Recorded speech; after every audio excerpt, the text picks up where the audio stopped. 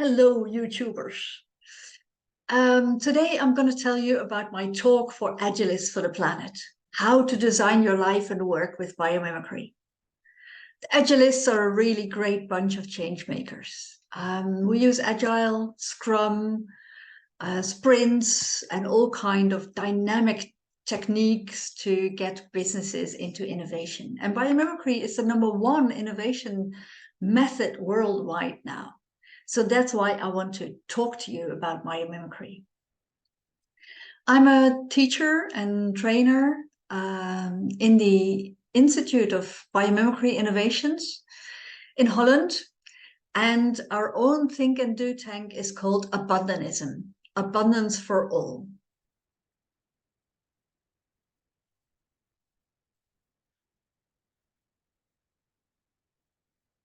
Okay, how do we do change? In 2030, we need to have achieved the global goals, the Sustainable Development Goals, and these are the global goals. No poverty, zero hunger, decent work, reduced inequalities, peace and justice, and partnership sort of goals.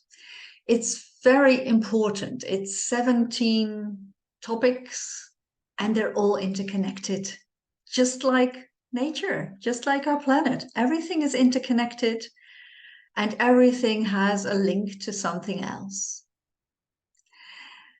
For me, it always makes it more clear if we show the global goals in this way. Because everything is not only interconnected, it's also nested. So the biosphere is a very important first step. We have to make sure we have healthy processes on land, healthy life below water. Well, there's lots of health and environmental health to do here. So that is always the basics, our planet and how we keep her healthy. Then we have a society, of course. We have to live together in a society. And a society has a lot of global goals as well. No poverty, no hunger. We need to keep everything affordable. And then in the economy, that's where it really happens. So it's the businesses and all the interconnected making products and having sustainable byproducts that can be used in other products. And number 17 is partnerships for the goals. And of course, we are always trying to put things in boxes. So we say you are a citizen doing a citizens project, or you are a government doing a society something, or you are a business creating value with products. Well, partnerships for the goals go through it all because we're all citizens. It's as simple as that. And we all need a healthy environment, and we all need health for our children and our grandchildren. This was the first picture I gave, and it's a bit of a scary picture because we have an El Nino this year. And El Nino starts in July and it goes on to December. That's why it's called El Nino.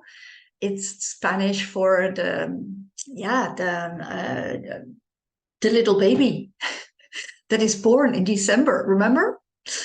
So El Nino is a warm flow in the ocean, and it will cause the ocean and the temperature on the planet to go to +3 degrees.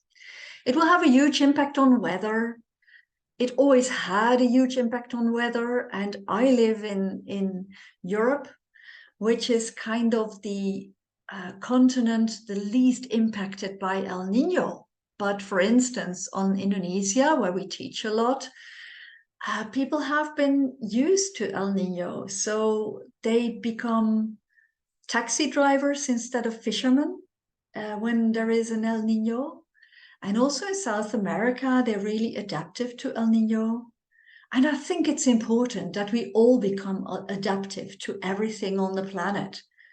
Things like climate change, things like floods, things like earthquakes. because we have to live on this planet and become an adaptive species. Because adaptive species are thriving species, and we have all the technologies and techniques to clean water with roads. Why not? Why would we not build earthquake-resistant houses and make sure that we have very light materials that do not fall on heads when something breaks? So there is a lot we can do. There is a lot we can be adaptive and flexible in. So our biggest human challenge is becoming an adaptive species because we're a thriving species. And that means we have to use everything we know and that is evolution on our planet. For this, it is good to know nature and ask nature for solutions, because nature makes completely different solutions than we humans have done so far. So there is this mechanical engineering professor, Julian Vincent, and he told us that nature, when we do human technology, it's always with outside energy, it's always with another material, and nature uses information and structure. And that is very interesting because it really opens up a whole new spectrum of possibilities for self-healing materials, for self-cleaning roads, for self-cleaning, well, rivers already know how to do it. Do you know how a river cleans itself? Do you know that a river has 3 functions in it? The function of the straight part is a very fast flow for transport. The function of the meandering part of a natural river is exchange of nutrients and moist. And the river cleanses itself with vortexes. So that's how nature does it. We can do it too. We just have to use dynamic technologies and dynamic math and dynamic engineering. And we have to make sure that everything is interconnected in very wise and sustainable ways. What have we done so far? We take a raw material, we produce a product, and there's lots of waste and pollution. Then there is things like packaging and transport, and packaging and transport are also cause of a lot of waste and pollution. Then we have consumption, and consumption is another source of waste. And in the end, everything is waste. And this is a linear model. Well, what we do at Abundanism, we break through all the borders and we make cycles everywhere.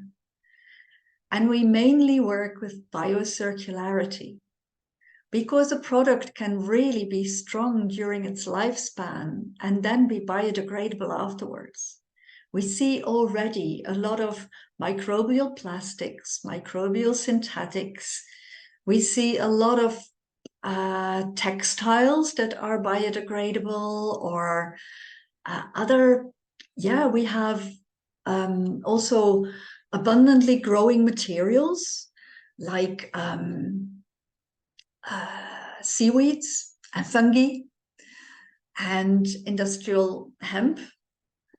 That's not the hemp that makes you high, it's the hemp that makes fibers, because a lot of natural materials have fibers. In Italy, there are factories who make microbial plastics with thistles. Well, thistles grow abundantly, don't they?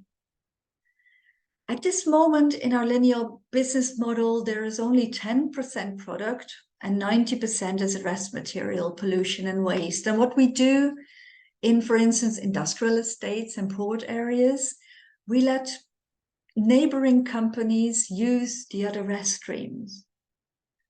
So all the rest materials, before it gets the label waste, because then you're mostly not allowed to do anything with it, But before it gets the label waste, we recycle everything in loops and in sharing with each other, and also making value with rest products and rest streams, waste streams, pollution streams.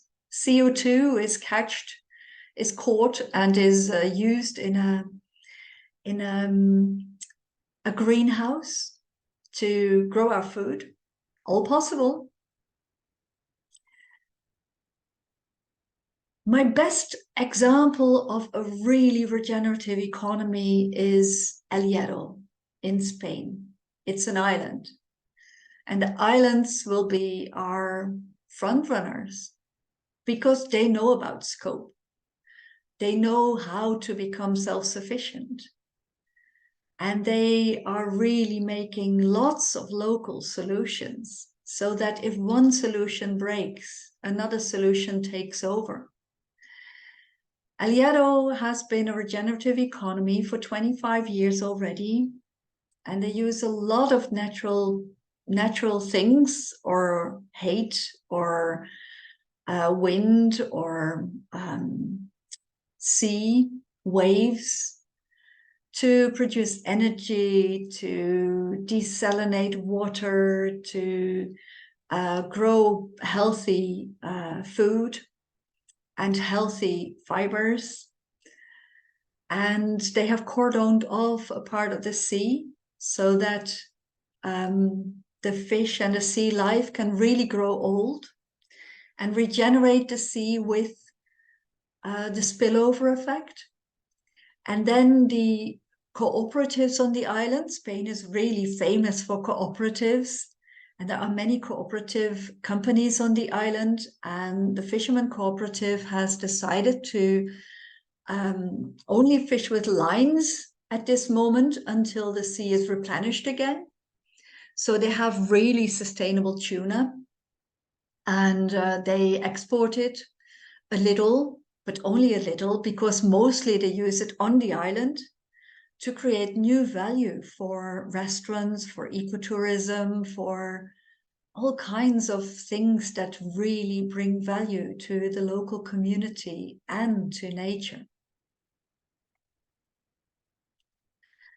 In Holland, we do the same in the Dutch river ports. And of course, it is a bit of a different way of thinking than how companies think. But we introduce local energy sources. We make sure that companies are as self-sustaining as possible, and that they really can use each other's byproduct. Because in nature, there is an automatic byproduct of sustainability, and we have byproducts that are mostly not very healthy. So we change the scene. The biggest problem at this moment in the world are the lock-ins. We try to keep everything the same. We have technological lock-ins, we have commercial lock-ins, we have law lock-ins, and even the nature companies are in lock-ins because they really want to keep everything the same, and that's not possible. That's not evolution. Some species will die, and other species will evolve. And we as humanity are evolving as well. And that is what we want to really spread as Abundanism. Not keep everything the same, but really go faster towards a healthy future with human health and environmental health in the center. What is biomimicry? Biomimicry is the #1 innovation method worldwide. And why do we mimic nature? Well, first of all, we put ethos in the middle, ethical solutions for all. We put reconnect in the middle, because in our cities, we really have no connection to nature or our own bodies, because our own bodies are nature. We are nature, and we often don't recognize that, or we don't, remember. And then we translate. We translate everything to functions and principles and development potential. Let's call it development potential. We translate it to a healthy system, systemic design. We translate it to processes instead of linear follow-up of things. We really use transformative processes, and we use form, because shapes and forms are really important, and function follows form, which is really interesting. And a very magic word here is minimal materials, of course, and multifunctionality. So we use everything for more than one thing. So a tree is not only a tree producing fruit, but it's also shelter for animals. It's also providing shade. It's also a trading center, because it is a trader and it trades sugars for water with the soil fungi. So all these things can be translated to economies and societies and designs. How do we translate it? We sometimes use biology to design, and we also challenge biology.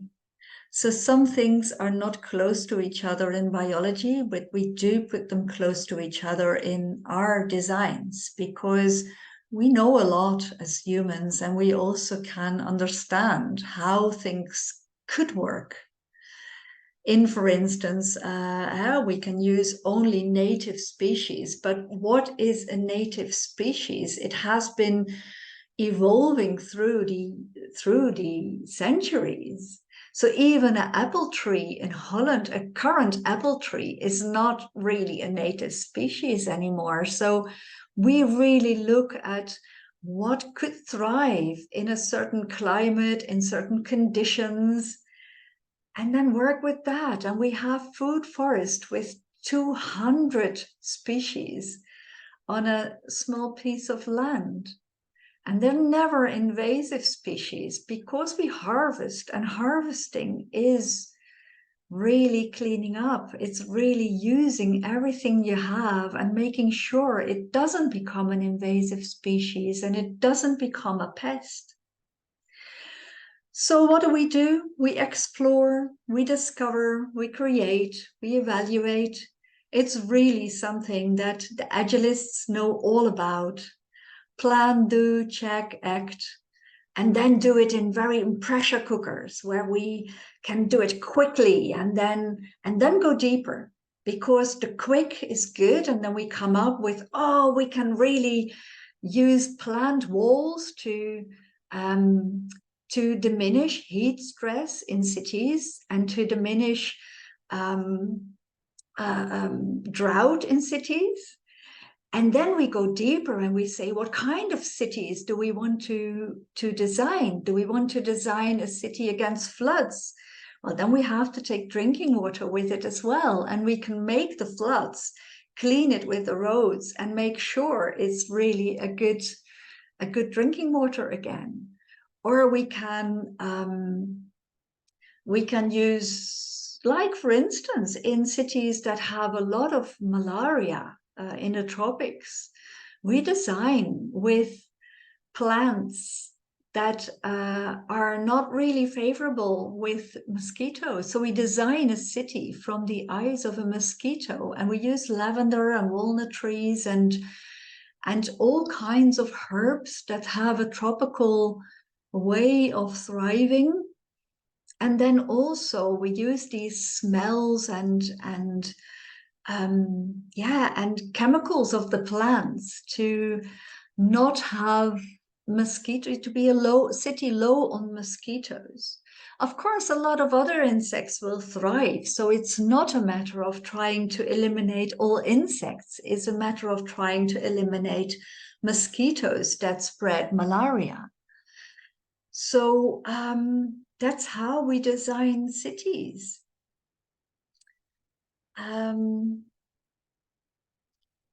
There's lots of nature-based solutions around right now.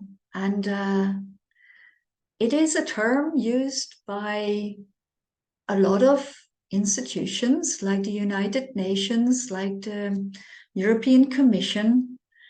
like the World Bank. And these are pictures from the documentary Green Gold. I worked with John Liu, and he was behind the Lost Plateau ecological restoration. It is a big area, the size of Belgium or the Netherlands. And they restored it in only 10 years. It doesn't take too long. And then the vegetation really cools the planet again. And it shapes really good economies. So we build healthy economies with it. So at this moment, there are a lot of projects on big-scale ecosystem restoration of soils and seas and freshwater cycle. There is ecological intensification for healthy economic growth. And for instance, the weather makers are a very inspiring project. They're greening the Sinai now, and they have calculated that it will calm the weather in large parts of Asia and Africa and Europe, because it is a kind of an acupuncture point in the world. There are also a lot of other initiatives like 3D ocean farming with a lot of biodiversity. So then you don't go fishing, but you go ocean farming, which is very interesting as well. This is the picture I told you about earlier, the biomimetic mechanical engineering. As you can see, the left picture is how we humans solve problems. And the red is with energy, external energy. And the yellow is with substance. The right picture is how nature solves problems with technology. And the orange part is information. And the gray part is structure. And here you can also see that, of course, it is a matter of size of the scope of a complex flow system. A complex flow system is an economy or an harbor area or whatever system you have. But a complex flow system is also a product, a complex product, because it has lots of flows like energy and material, and it has many things in it. A body is a complex flow system, and a river, and a lake, and a mountain. And when we understand these complex flow systems, we also understand how we can design sustainable products.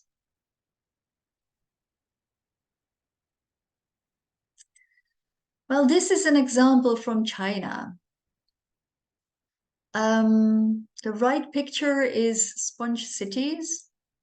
And there they design the cities in such ways that the buildings are healthy. It's all healthy buildings with indoor healthy airflows, indoor ventilation like termite ventilation. There's lots done about the materials of the buildings. Of course, there's thought for earthquake-resistant building. And in some cases, well, we now have like these electronic technologies and they're used. So that is really interesting, where you can have an earthquake-resistant building and it has a little tiny movement, and then you can harvest that movement with piezoelectronics. You can harvest the pressure of the roof with the piezoelectronics, and this way you can completely self-sustaining power a building with gravity. Well, those are very interesting local energy technologies to use. So as I said before, we design cities with that don't have heat stress, they're earthquake resistant, they don't have drought, and their malaria and virus low, because we think from the perspective of a virus or a mosquito or water or soil, and we make sure it's healthy and living soil, always in a dynamic balance. This is a difficult one, because there was a time, you have to know history to design a good future, there was a time when the poo was still going through the streets. There was a river of poo and pee. And then we designed our sewer systems. And they were a good design at the time. Because, yes, we put it underground, out of our sight. But of course, it doesn't mean that the flow stops. And the current sewer systems are flooded through with drinking water, which is a bit of a waste, don't you think? And also half of the rivers is polluted now with prescription drugs like antibiotics, hormones, chemo, antidepressants. Well, how can you change that? Well, there are a lot of solutions. And at this moment, there are huge conferences with dry toilets and halified filters and everything to really make a whole area or one house self-sustaining, not flowing the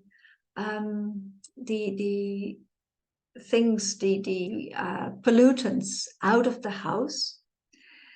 And of course, pharma should also be busy with not only making chemo good for our bodies and not die of chemo, but also make sure that it's biodegradable as soon as it leaves our bodies.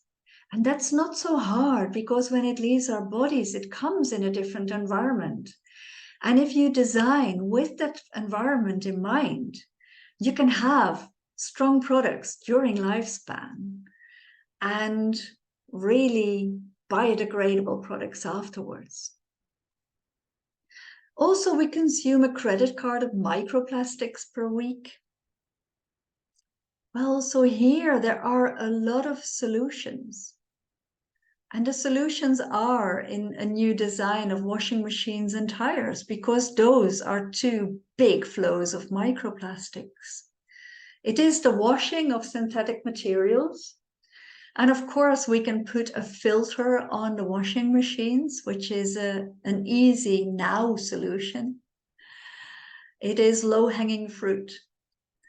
But of course, we can also realize that washing with water is a cultural thing. And we can make washing machines with sonic waves and with UV light. Those are the ways that nature uses to clean products. So yes, with tires, it is very important to look at friction, of course. Extremely low friction is possible in nature. And we can also use the tension of materials to make sure that we are light and without friction. And you can see it here on the insect that rides on water. Normally, it would have to fall through because its weight would make it fall through the water. Well, it can ride on the water with very low friction. Those are things that tire manufacturers can use, car manufacturers can use. And it's also things that we have to think about. There are at this moment already tires that are circular and that are replenishing their product, their material in the tire the moment it dries. And I'm not sure if it is already biodegradable, all the little parts that come off it. But it is a way of thinking for engineers to really think with these kind of design principles. But of course, it's not only about products. We have to become human. We have to think about our human systems like democracies and leadership. And then we can also look at how, for instance, how birds really fly in murmurations, and they do not bump into each other, but they fly in beautiful. And how they do it, they are in the middle and they only look at the 7 little birds around them, and they make sure they stay in the middle, and then everything will go very, it's also very resilient, because it can make very sudden changes, and then still it can not bump into each other and kill each other. Well, the wolves I have here on the picture, the wild dogs, they also use something that could change our democracies, especially if we combine it with the blockchains and the decentralized autonomous organizations. Because the dogs, they have leaders. There are 2 leaders. And when they sneeze, the pack goes hunting. But when the whole pack sneezes louder, they don't go hunting, because the leaders know that somebody else, that a lot of people have seen something that is not good in the environment to go hunting, to make this decision. So that's why and how you can have leadership and still a kind of hierarchy. And also make sure that when people protest, they see something you don't see. And you have to incorporate that and compass it in your democracy. Of course, it needs a bit of a longer term vision, but it also needs a very keen eye for the environment and for what is happening in complexity, because we can never see it all. Even as leaders, we can never see it all. So, yes, for a personal, if you do it personally, I've of course had a long journey into how to do sustainability for me and how to make my life abundance for all. Well, for me, it is a lot about liveliness. I have made a good balance between stuff and time and freedom, because I want a meaningful life. And I really want to have some depth in my life, so stuff is not really so important for me. And also stuff is, for a lot of people, it is collecting memories. And I collect memories in a different way. So, also this is very good to realize how you do it yourself, because there is always the bigger system, but it always starts with your own life. It always starts with what you can do and how you can live your own life and how you can, be sustainable and lively and have a meaningful life for yourself, because meaningful experiences is what we are here for on this planet, in this life. Well, at work, it is important to realize that life is the first thing. So life is work, and it is to be alive at work and to bring your whole you into work. And if I gave trainings, I often let people wear another hat, because we are all children of a mother. And some of us are parents or are grandparents. And we want a good life for our children and our grandchildren. And we can design differently in our businesses and our governments and in our lives. So design doing is a very good way to do it. Explore together. Go very quickly also to the market to see if it is really a need you are fulfilling, because some products, a lot of products, are bullshit products. They do not fulfill a need. So really look at what need you are fulfilling, and then go exploring. and learn about nature, because our planet has a lot of the solutions. Thank you for watching. I'll give more talks soon, and I will also record them in my own way. So see you at the next recording. Bye-bye.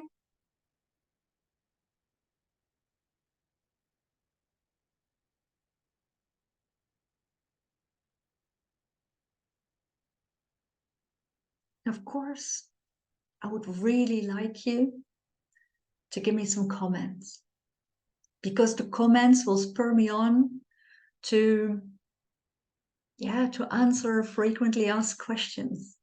Ask questions. Be very, very curious. Bye-bye.